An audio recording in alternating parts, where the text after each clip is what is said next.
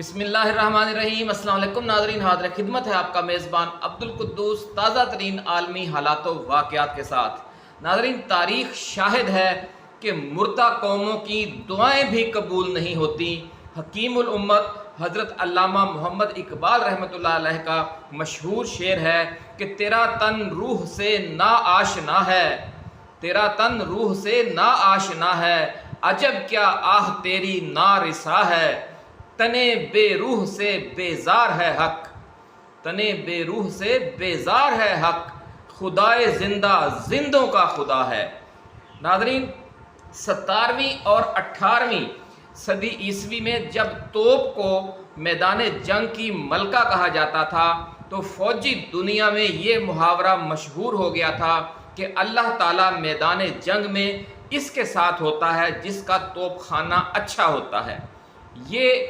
نپولین کا بھی ایک مشہور فریز ہے، شاید یہ اسی نے سب سے پہلے کہا یا بہرحال یہ اس زمانے میں یہ مشہور ہو گیا تھا۔ ناظرین، ایک روز رسول اللہ صلی اللہ علیہ وآلہ وسلم نے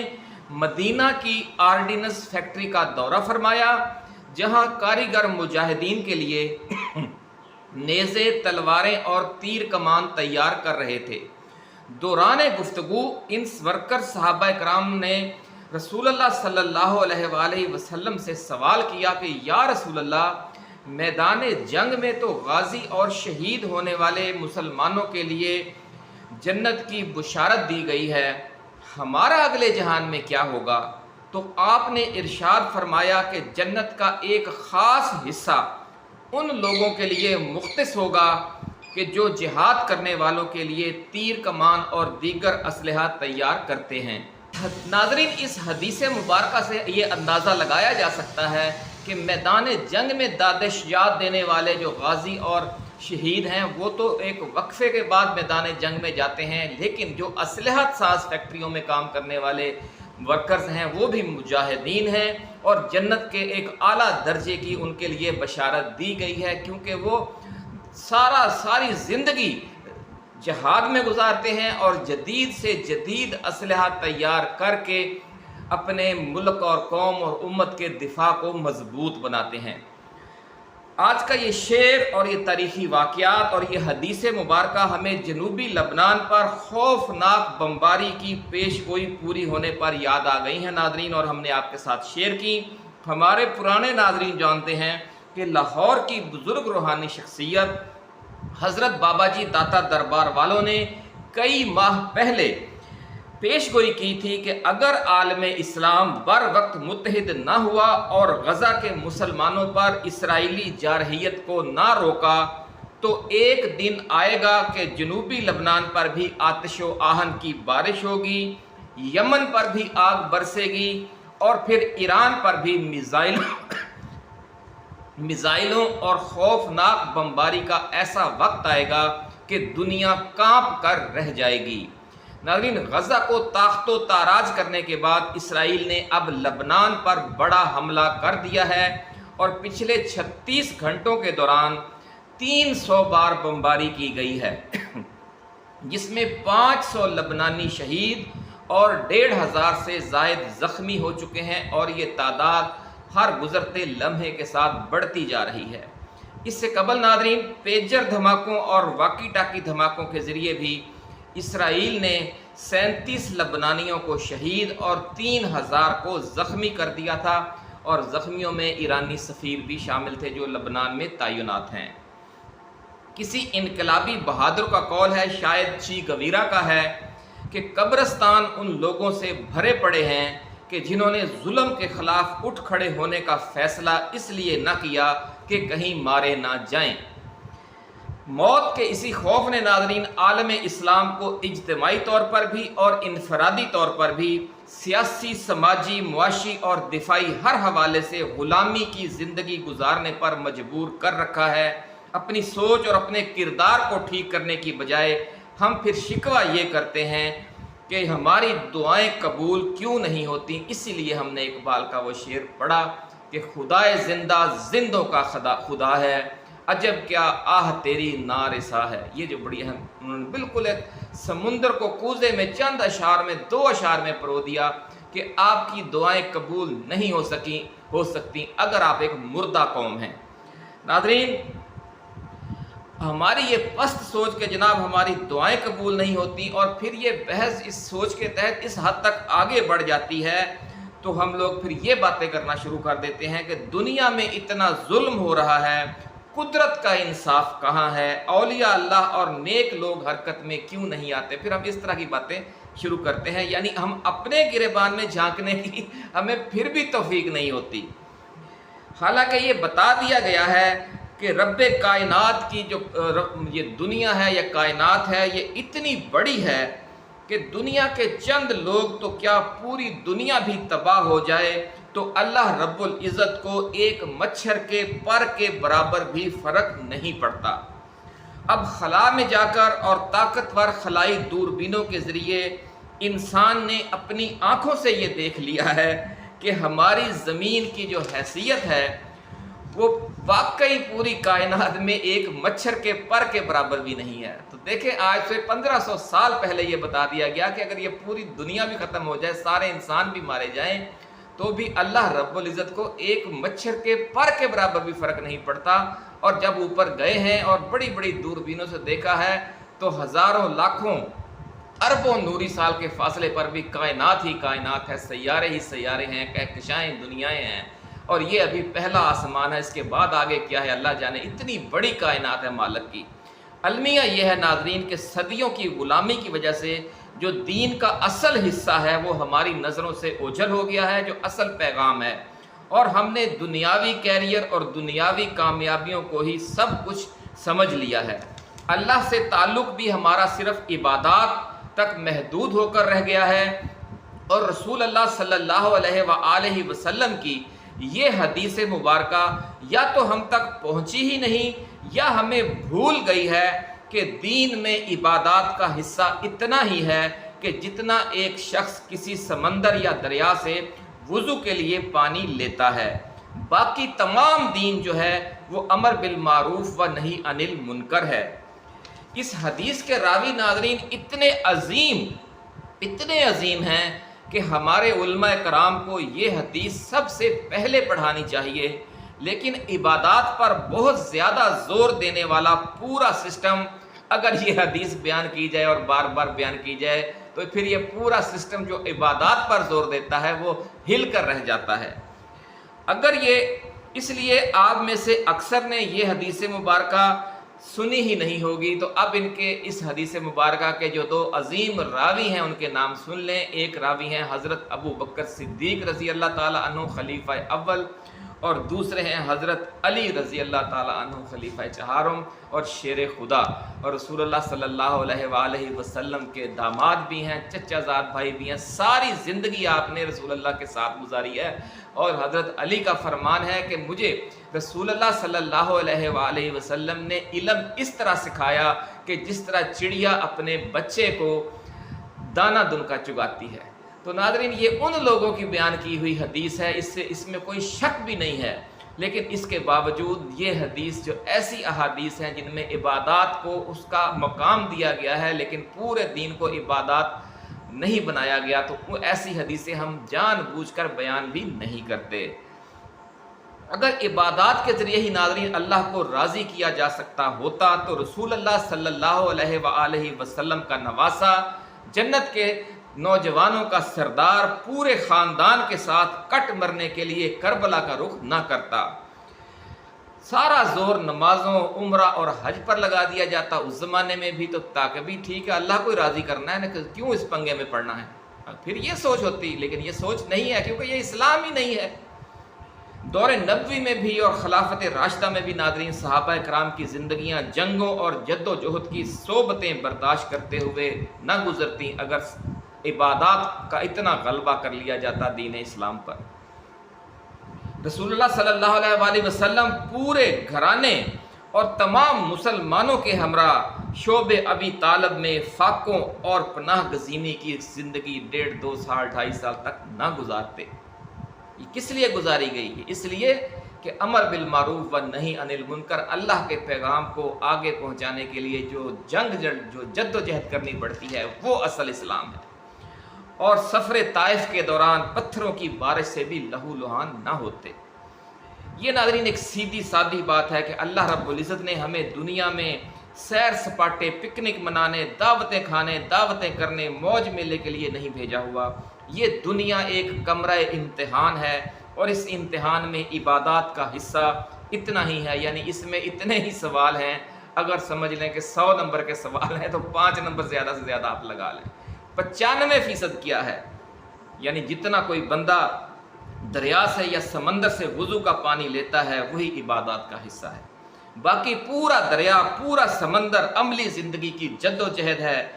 جسے ہم نے کہہ دیا کہ جناب یہ تو دنیاوی معاملات ہیں۔ اللہ کے بندو، دنیاوی معاملات کے لیے تو بھیجا گیا ہے دنیا میں، لیکن دنیاوی معاملات اس طریقے سے ہوں گے جس طرح رسول اللہ نے کر کے دکھایا،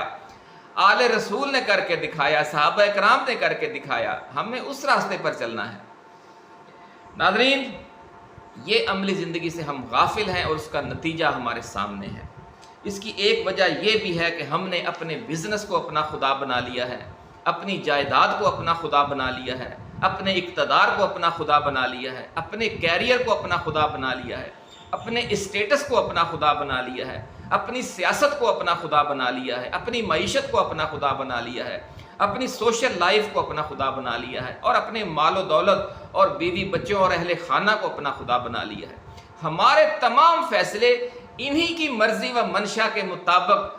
فائنل ہوتے ہیں، اللہ رب العزت کی طرف سے بھیجے گئے دین کے مطابق فائنل نہیں ہوتے۔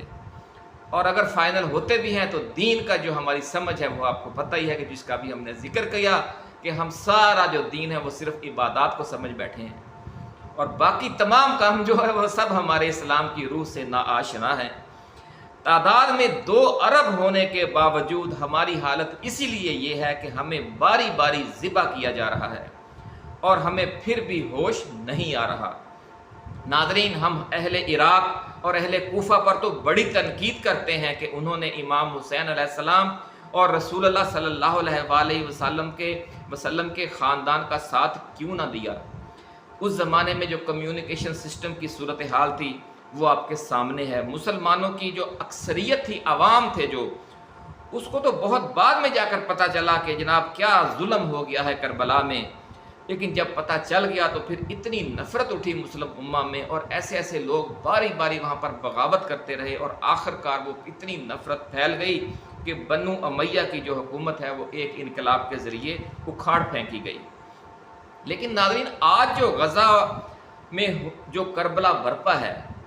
اور اب جنوبی لبنان میں جو کربلا برپا ہونا شروع ہو گیا ہے، سوشل میڈیا کے ذریعے تو اسے ہم لائیو دیکھ رہے ہیں، اس کے باوجود ہمیں کوئی پرواہ ہی نہیں ہے۔ یعنی ہم تو اہل کوفہ سے بھی گئے گزرے ہیں، انہیں تو بعد میں پتہ چلا، ہم تو لائیو دیکھ رہے ہیں لیکن ہمارے بالکل ہمیں پرواہ نہیں ہے، اور ہماری توجہ وہی ہے، ہماری زندگی کی روٹین وہی ہے۔ چلو، ہم نے ان کی جا کر تو کیا مدد کرنی ہے، ہم اپنی زندگیوں میں بھی ایسا اسلام عملی زندگی میں نہیں لا رہے کہ جس سے ہم غلامی سے نجات حاصل کریں، اور جب ہم غلامی سے نجات حاصل کریں گے اس کے بعد ہی کسی دوسرے کے لیے کچھ کر سکیں۔ اگر ہم خود ہی غلام ہیں تو ہم کسی کے لیے کیا، ہم تو اپنے لیے کچھ نہیں کر سکتے، ہم نے کسی کے لیے کیا کرنا ہے۔ یہ بڑا اہم نقطہ ہے ناظرین۔ کتنی افواج ہیں آپ سمجھ لیں کہ اس وقت دنیا کی، اسلامی ملک کتنے ہیں، افواج کتنی ہیں، کتنا جدید اسلحہ ہمارے پاس ہے، مہلک اسلحہ ہمارے پاس ہے، دنیا کے کتنے وسائل ہمارے پاس ہیں، ایسے ایسے میزائل اور ایٹمی پروگرام تک پاکستان کے پاس ہے، اب تو کہتے ہیں ایران کے پاس بھی ہے۔ تو یہ صورتحال ہے، کتنے امیر کبیر لوگ، کتنے نوجوان ہیں ان 2 ارب مسلمانوں میں، لیکن ہم نے غزہ کے کربلا کو روکنے کے لیے کیا کیا، اور اب جنوبی لبنان کے کربلا کو روکنے کے لیے ہم کیا کر رہے ہیں؟ ہم کچھ بھی نہیں کر رہے۔ اس کے باوجود ہم سمجھتے ہیں کہ ہم جناب بڑے بہترین مسلمان ہیں، ہم نے اتنے عمرے کیے ہیں، ہم اتنی نمازیں باقاعدگی سے پڑھتے ہیں، ہم نے اتنے حج کیے ہیں۔ یہ تو جب ٹائم آئے گا پھر سمجھ آئیں گے۔ بے شک ناظرین، ہم مسلمان ہیں، لیکن اسلام میں ہماری مسلمانی کا اتنا ہی حصہ ہے کہ جتنا دریا سے یا سمندر سے وضو کا پانی لیا جاتا ہے۔ یہ رسول اللہ کی حدیث ہے، راوی حضرت ابو بکر صدیق ہیں، راوی حضرت علی رضی اللہ تعالی عنہ ہیں۔ جس کا اس حدیث پر یقین اور ایمان نہیں ہے تو اس سے سمجھ لیں کہ وہ کیسا مسلمان ہے۔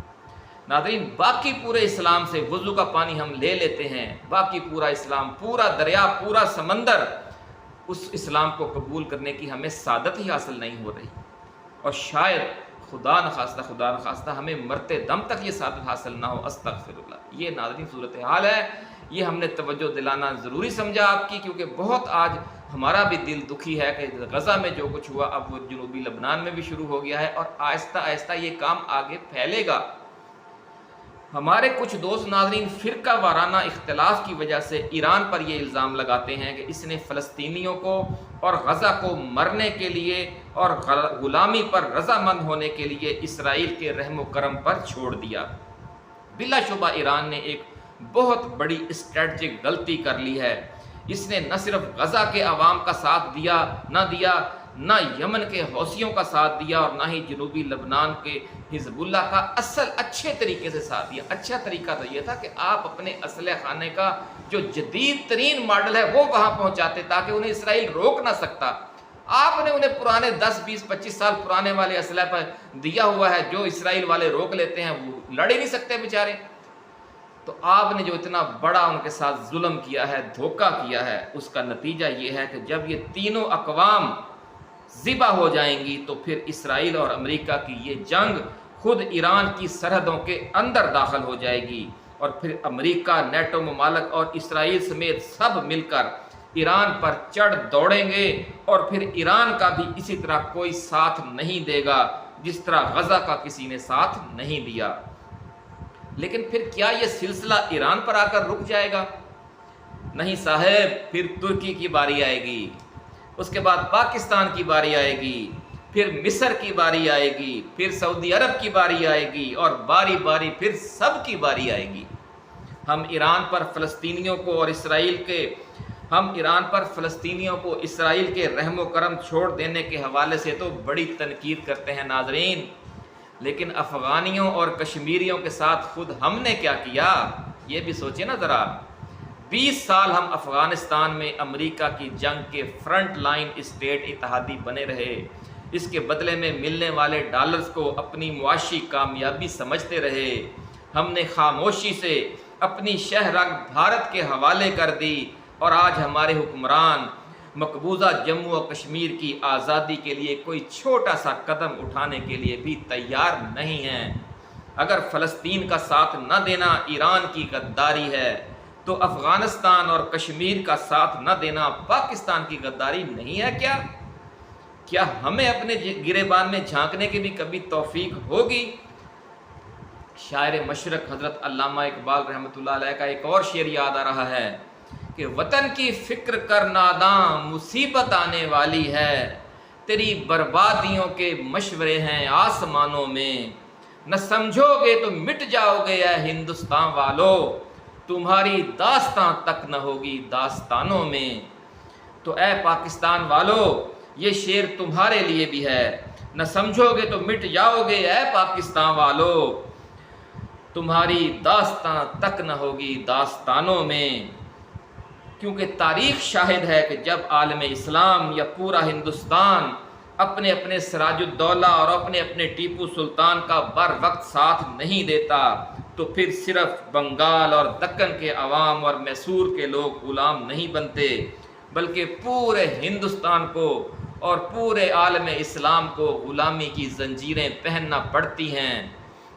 नाज़रीन, ये तय है, ये कानून फितरत है, ये सीरत नबवी है, यही इस्लाम है कि जब तक हम अपने दौर के अबू जहल को और अपने दौर के अबू लहब को नहीं ललकारेंगे हमें ग़ुलामी से नजात नहीं मिलेगी। जब तक हम अपने मीर जाफ़र और अपने मीर सादक को नहीं पहचानेंगे हमें ग़ुलामी से निजात नहीं मिलेगी। अब सवाल यह है कि हमारे दौर के अबू जहल और अबू लहब कौन हैं? क्या सिर्फ़ अमरीकी सदर जो बाइडन और इसराइली वज़ीर-ए-आज़म नेतन्याहू ही आज के दौर के अबू जहल और अबू लहब हैं? ये बड़ा सवाल है नाज़रीन। बिलाशुबा अगर हम इस्लामी सरबराह कॉन्फ्रेंस के प्लेटफार्म पर इस्लामी ममालक के सरबराहों की हैसियत से बैठकर गौर करें तो बेशक आज के दौर के अबू जहल और अबू लहब यही हैं। लेकिन जब हम अपने अपने मुल्क में اپنے اپنے شہر میں، اپنے اپنے قصبے میں بیٹھ کر غور کریں تو ہمارے ابو جہل اور ہمارے ابو لہب کچھ اور ہیں۔ روز قیامت ہم سے یہ سوال نہیں ہوگا کہ ہم نے اپنے زمانے کے عالمی ابو جہل اور عالمی ابو لہب کے خلاف کتنے جلوس نکالے، کتنے نعرے لگائے، کتنی ہڑتالیں کیں۔ ہم سے سوال ہمارے اپنے ملک کے، اپنے صوبے کے، اپنے ضلع کے، اپنے شہر اور اپنے قصبے کے ابو جہل اور ابو لہب کے خلاف ہم نے کیا جد و جہد کی، اس بات کا سوال ہوگا۔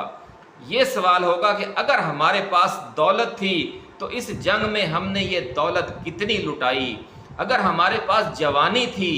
جوانی کی طاقت تھی تو ہم نے اپنی جوانی کتنی لٹائی، اگر ہمارے پاس عہدے یا اقتدار کی طاقت تھی تو اسے ہم نے کتنا لٹایا، اگر ہمارے پاس کوئی تنظیم یا جماعت کی طاقت تھی تو اسے ہم نے کتنا لٹایا اور کتنا لڑایا، اور اگر ہمارے پاس تحریر و تقریر کی طاقت تھی تو اسے ہم نے کتنا لٹایا۔ ناظرین، ایک اور اہم ترین پوائنٹ یہ ہے کہ رسول اللہ صلی اللہ علیہ وآلہ وسلم پہلے دن سے